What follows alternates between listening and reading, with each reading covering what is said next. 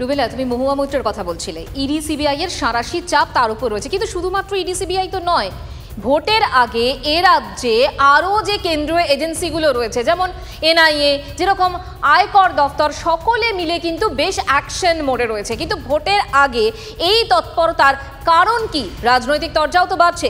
Caesar আমাদের সহকর্মী আমাদের সঙ্গে রয়েছেন। সিজার,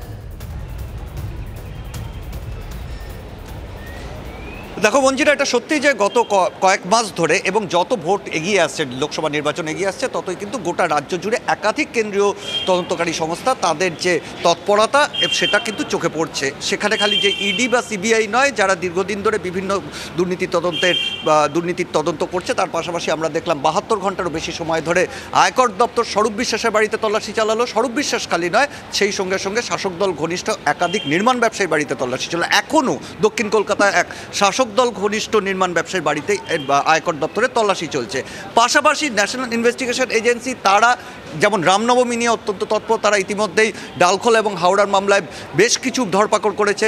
অন্যদিকে বীরভূমে বিস্ফোরক উদ্ধারের ঘটনায় সেখানকার স্থানীয় স্তরের তৃণমূল নেতৃত্বকে গ্রেপ্তার করেছে এবং ভূপতিনগরে 1.5 বছরের পুরনো একটা বিস্ফোরণের ঘটনায় সেখানকার স্থানীয় তৃণমূল নেতৃত্বকে তলব করেছে। যারা আসেননি এটাও ঠিক, কিন্তু একটা বিষয় স্পষ্ট, যত নির্বাচন এগিয়ে আসছে কেন্দ্রীয় তদন্তকারী সংস্থাগুলো ক্রমাগত চাপ বাড়াচ্ছে এবং সেইখানে দাঁড়িয়ে অবশ্যই বিরোধীরা যেটা রাজনৈতিক ষড়যন্ত্রের অভিযোগ তুলছেন, কিন্তু এই তদন্তকারী সংস্থার যেটা বক্তব্য সংস্থাগুলোর, যে এইগুলো ঘটনাচক্রে বা কাকতালীয়ভাবে সেটা ভোটের মুখে হলেও এই তদন্তগুলো দীর্ঘদিন ধরে চলছে এবং এই তদন্তগুলোর ঘটনাক্রমে অভিযোগটা কোথাও শাসক দলের দিকে, কারণ তারাই মূল অভিযুক্ত।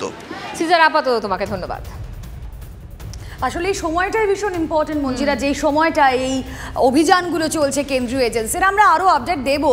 আর ওই যে বললাম কিছুক্ষণ আগেই যে একজন যিনি শিরোনামে থাকেন তার বেলাগাম মন্তব্য, একেবারে দিলীপ ঘোষ আবার কি বললেন রুবেলা, তার দিকেও তোমার নিশ্চয়ই আঙুলটা রয়েছে।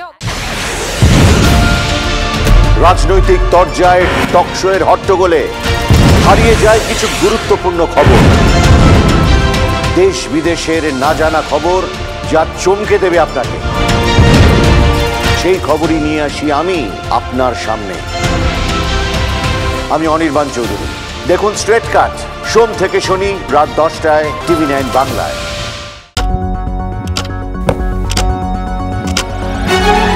রাজনীতি শুধুই কি রাজার নীতি?